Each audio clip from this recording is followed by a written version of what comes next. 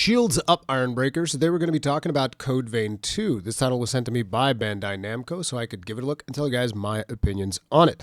Unfortunately, because I've been horribly ill over the last couple of weeks with this respiratory infection thing, I haven't been able to really finish the game, but I have played a decent chunk of it and I just wanted to give you guys my impressions on it so far. So without any further ado, let's jump right in. This is the sequel to the original Code Vein, which was a much more traditional Souls-like. This time around, however, they're changing things. We now have an open world to go and explore, which is kind of like all the rage in a lot of games nowadays. Everybody wants to have this big, massive, sprawling open world for you to go and explore. And there are a lot of things to explore and find in Code Vein 2. However, one of the things that I will say is that it didn't feel particularly rewarding all the times that I was just like, okay, let's not even pay attention to side quests. Let's just go out into the world and explore a little bit and see what we can do. And one of the reasons why I didn't feel super rewarding is because a lot of the areas are actually walled off. Now, there's still significant chunk of stuff to explore once you get past the initial island, which is kind of like tutorial island that you go to at the very beginning of the game. There's still tons of stuff to explore, but it's just always frustrating to me to hit like an actual wall where it's like, no, you can't see what's behind this thing because there's going to be a side quest associated with that particular location. And one of the things that I noticed is a lot of the places that I would go to, it always seemed like, oh, I'm supposed to come here later once I have a side quest to do here. And after you run into like 3 or 4 of these, you're just going to be like, okay, so exploring is really just, you know, you can go do things like there's stuff for you, it's marked on the map and everything, stuff for you to go get buffs for the zone, stuff for you to go get upgrades for your healing items and stuff like that. Those are a little bit more obvious and you're like, oh, I'm just going to go over here, grab this thing. But to be honest, I just felt like you really only want to go out into the open world when you have a side quest. And then if you happen to veer off to the side to pick up a little healing thing and whatnot, then that makes more sense than purposely going out to, you know, grab that stuff. There's also these radar jammers into the world that kind of like give the world a fog of war. Those you might want to go there and clear those out a little bit just so that you can see the map a little bit better. But yeah, that's kind of like my thoughts on the open world so far. There's more to talk about when it comes to that. Another thing is you get this bike that you can ride on in order to make traveling the world a little bit more manageable. That is not the smoothest bike. It also has gliding functionality. It's kind of wonky to use. But yeah, the bike gets the job done, but it's not the most pleasurable of rides. You're going to be getting stuck on barriers all the time. You can jump over some of them, but it's a little bit clunky. Now, on account of the fact that they shifted the game design to an open world, I definitely feel like the level design took a bit of a hit when compared to the original Code Vein. Now, it's been a hot minute since I played the original Code Vein. I did enjoy it back in the day, but I definitely seem to have this idea that, like, yeah, I feel like those levels were better because they're not open world levels, so you don't have to account for all the things that the character can do. And therefore, you can make more tight levels that you know, they loop around in on themselves, labyrinths and secret areas and all of that stuff. That's not to say that that is not in this game, but it definitely feels like in terms of level design, it's a step behind what we've come to expect from the original Code Vein, at least in my personal opinion. There's also, you know, in the open world, there's these smaller dungeons that you can do. But again, those are dungeons that you most likely only want to go do if you have a side quest to do them. You can still do them for fun. Like, I'm going to be streaming the game probably around the same time that this video goes live, so you guys can come check it out and ask me questions about it. But it is one of those things, it's like, oh, there's these smaller dungeons now. But for the main quests, they're much larger, sprawling dungeons that you can go and do, where the level design does get a little bit better, but I still feel like, from what I've experienced so far, Code Vein, the original one, was a little bit better in that regard. Now, due to the fact that it is an open world, we're also going to be dealing with boss reutilization. I forget if this was a problem in the original Code Vein or not. Like I said, it's been a very, very long time. But in the time that I've spent playing Code Vein 2, which I don't know if it was like 15 hours or something like that. I've been really, really sick, you guys. But in that time, I've already had 2 boss fights that were reused bosses. I mean, like 2 repeats of the same boss, so 4 different bosses. You guys get the idea. And you know, it's one of those things that for a lot of people, that's going to be a huge problem. I understand why they're doing it because, like I said, there's actually a lot of dungeons. So maybe they weren't able to make different bosses for every single dungeon. So it is what it is. Another thing that a lot of you guys will likely want to know is that in this code vein, there is no co-op. The original code vein had co-op. In this code vein, it is strictly single player. So if you're planning on playing it with friends, that is not going to be a thing. Now let's jump into the character creator, which you can actually experience right now on Steam, if I'm not mistaken. I think that that's like a free thing that you can go to Steam to download. The original code vein already had a fantastic character creator, in my opinion, and this one just elevates it up a notch. You can make crazy looking characters. You can really customize every little aspect of the characters down to their, you know, their clothes, their looks, their beard, the marks on their face. It gets absolutely insane. You're going to be able to make your favorite looking anime protagonist that you could ever possibly want. Or you can make the most hideous looking creature that is going to destroy every cutscene whenever he shows up in there, because your character shows up in the cutscenes with all the customizations that you've done. So I know that this is going to appeal for those two types of people. The people that want to spend like 1,000 hours creating their character, yes, you're going to have fun doing that. And the people that want to make the most hideous monster known to man, you're also going to be able to do that, and then you're going to be able to look at it in cutscenes and basically creep everybody out if you want to capture that stuff. But yeah, customization, really, really good. Another thing is that I thought was pretty good is that very soon after you begin playing the game, you unlock a functionality in the main quest hub that lets you straight up change your character however you want, so you don't have to be scared of like, oh, this little marking that I put on the head, I'm not sure if it's going to look good. Oh, and you're going to obsess over that for 10 hours, something like that. Don't worry about it. I forget if it's like 30 minutes or an hour into the game or something like that. You're going to be at the Magmel Quest Hub, and you're going to be able to just change the entirety of your character so you don't have to obsess over making the perfect character. As a matter of fact, if you're like, oh, I just want to check out the gameplay, don't really want to waste too much time in the character creator, you can also do that and then just completely change everything in your character if that's something that you want to do.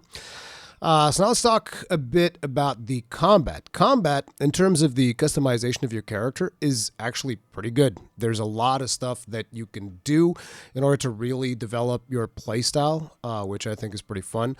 So you have blood codes, which are going to change like your stats and stuff like that, and you're going to be leveling these up. These are blood codes that are associated with the companions that you have. The more you level them up, the more they'll give you other blood codes, and then I'm assuming there's going to be quests that you complete in order to get more blood codes from those characters, and you can just keep upgrading those, and you can choose whichever are your favorite ones because they're going to affect the stats of your character. Then there's also going to be jails, which jails were already in the original. I mean, I think blood codes were in the original code vein as well, but jails are like the weapon that you use to kind of like recover your ichor. So that's going to be something. There's going to be companions. There's going to be multiple companions that you can have, and your companion can either be outside helping you, or you can kind of like absorb them to gain a buff or something like that. There's going to be defensive formi, which is this shield-looking thing, and you can use it to both parry or block. There's offensive formi, which is like a special attack that you can do with these weapons that you find. There's regular weapons, and then those weapons have weapon formi, which are special attacks specific to that weapon. And you can customize this and change all of the weapon formi as you unlock more and more formi by playing the game. So you can really just make your own, your own play style for your character. That part, I think, is actually really good. So basically, the attacks I'm going to be doing is light attack, heavy attack. So far from the weapons that I've played, these don't really combo, so it's more like, oh, I can do a heavy attack with this one, and some weapons can charge their heavy attack. There's bayonets, and bayonets can actually shoot as their heavy attack, which is pretty interesting. As you guys can imagine, I kind of experimented with that because, me and weapons that shoot is always something that I find interesting, particularly if it's also a melee weapon. Then there's also your weapon formas, which can be active attacks, or they can be buffs, which buff your character massively. You can do blocking and parrying with the defensive forma, like I already mentioned. There's the offensive forma, special attack. the jail attacks, which allow you to recover your I-Core, which is basically your special attack juice. And there's even spells. I don't really do that many spells because me and spells, we don't really get along. But all of those special actions, so to speak, like Weapon Formi and the Offensive Formi, all of those use I-Core. And I-Core you get by using the attack of your jail. And if you charge it, you get tons of I-Core. But even your companion can get you I-Core. So that's one of the good things if you like playing those types of spell builds. This is a game where you're going to be able to do that and you don't have to stress too much. Oh, do I have enough spell juice? Because, just find an opening in the enemy, hit him with the jail, recover I-Core, shoot more spells, yada, yada, yada. It's usually the way that it goes. However, not all things are good. So in terms of customization and all of your combat options, all that stuff, everything seems fine, but the combat is not as fluid as I would like. As you guys know, I'm very much into fluid combat. I like animations that convey a certain sense of weight and all of that stuff, which doesn't really happen all that well in Code Vein 2. Now, in Code Vein 1, I'm more accepting of this because it's a new IP. They're making a new game, etc., etc. But in Code Vein 2, I'm like, you guys have had time to improve on a lot of this stuff, so I would like to see improvements in this field, have combat feel a little bit more fluid. And it just doesn't. I don't know how to explain it. If you guys play the game, if you've played Code Vein 1, you probably know what I'm talking about. But if you play the game, you'll notice, the fluidity is just... it could also be because of the version of the game that I played, where I will talk more about that. But yeah, that's been my experience with it so far. A really good thing about the different weapons, though, is that even though you can have multiple weapons that are the same type, like you can have one-handed swords, you can have like 3 or 4 of them, like a bunch of, one-handed weapon swords that you found, a lot of them will actually have different move sets, which in my opinion, that's a really, really good thing. I found like 3 or 4 different bayonets, and they had completely different move sets, and in some cases even different types of ammunition. So I have like the ones that have rifle fire, then there's another one that has shotgun fire. One of the characters has what is basically a boom hammer, which if I find that, I'm probably not playing anything else ever again. So there are some interesting weapons in there for sure for you to really play around with. There's also great swords, there's dual blades, there's tons of stuff for you to find and play around with. Like I said, the combat still has a little bit of a clunk to it. Now, this game also has something in terms of combat where your companion can resurrect you, and I feel like that might be a little bit too generous because oftentimes I would be fighting a boss, and then I'd die, and the companion just goes in and reses me, which it's fine. Then I heal myself back up, and then a couple of seconds after, companion shows back up and it's doing its thing, and then you die again, companion reses you again, and you can just do like a chain of I think on some bosses I might have reached like 5 or 6 reses when I'm really sucking because I'm still learning a boss's pattern. Listen, I'm old, man. I'm gonna be 44 years old this year, okay? I'm not a young buck anymore. It takes me a while to get these patterns down. But yeah, I feel like the rezzing of the companions might be a smidge too generous, but that's just my take on it. That's kind of like how I feel in regards to the combat, the open world nature of the game, and all of that jazz. In terms of story, because I haven't finished the story, I don't really have like a solid opinion on it. I feel like sometimes the delivery on some of the characters makes it hard for you to believe that these are real characters. Some of the stuff that they do is really crazy. There's definitely a lot of sexualized characters, whether you like that or not. That's going to be up to you. I don't have any issue with it. But yeah, there's tons of that. Okay, if you're into that stuff, this game delivers in spades. Okay, big anime. You guys know what I'm talking about, right? Otherwise, YouTube algorithm's going to come for me and smash me over the head. But yeah, those are kind of my feelings. In terms of the story itself, while it hasn't really grabbed me, there have been a couple of cutscenes in the latter parts of the game that I've been playing that has me intrigued because this game features time travel. And the mechanic of time travel is actually quite interesting because, you have this world, and the world kind of exists in 2 states, the present and the past. I don't know if we'll eventually get to go to the future as well or what the deal is with that. But when you travel back and forth, say you go back to the past and you loot a chest from one of those areas that I said is walled off. If eventually that area opens up in the present and you go there, that chest will have been looted. So stuff that you activate in the past also kind of like becomes active in the future. And there's a little bit of interplay there. So that's kind of interesting. But at the same time, it's not enough for me to just, even having experienced that past and present and all of that, it's not like, yeah, the open world is great because you can do these types of things, but I just figured I would bring that up. But yeah, in terms of story, still a little bit undecisive for me, but we'll see how it pans out. Now, I want to talk a little bit about the technical perspective. Now, like I told you, I am playing, the gameplay that you guys have been watching is of a version of the game. It is a PlayStation 5 version and action mode, and I'm playing it on a base PlayStation 5 because I don't own a PlayStation 5 Pro. I wasn't able to secure a PC code. I was really curious to play it on PC to test out the performance there, but as of the recording of this video, I haven't been able to get one. The game uses Unreal Engine 5! So obviously, there's not going to be any problems there. I mean, Unreal Engine 5 is one of the best gaming engines in the business, right? No, of course not. There were a bunch of performance issues. There has since been a patch, which we received during the review period, which improved things significantly, but there are still performance issues. There is varying frame rate, which when you're out in the open world. Sometimes when you go into an enclosed area, the frame rate improves drastically. Other times it doesn't. Sometimes it improves drastically, then you go into a boss fight, and then it goes back down again. And it goes, it gets to a point where sometimes it actually impacts combat because you're trying to time out iframes, and because of the varying frame rate, it can get a little bit challenging. But, that's kind of like some of the things that I expect from Unreal Engine 5, but if you're someone that is planning on playing on a base PS5, be aware that's a thing. I don't know what PC is looking at this point. Maybe some of the other streamers will have access to PC version. You guys can check that out. But yeah, performance, mixed bag.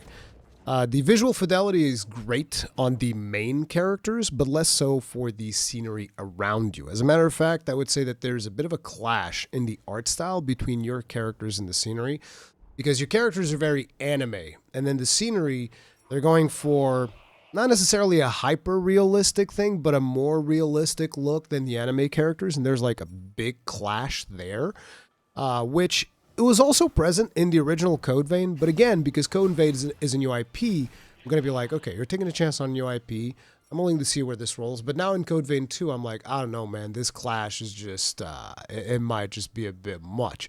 And then on top of it, I was actually checking out some footage of the original Code Vein, because, there's like gameplay in the channel and stuff, and I was checking it out to compare, and I was like, man, this was running way better on my PlayStation 5 Pro than it's running on this base PS5, and the visuals, I almost feel like they looked better on the PlayStation 4 Pro as well, so it's like, oh man, that's not good, but yeah, those are kind of my thoughts on the technical aspect of things. I've already mentioned when I talked about combat that sometimes you get these stiff animations that make combat not feel quite as fluid as I would like, but yeah.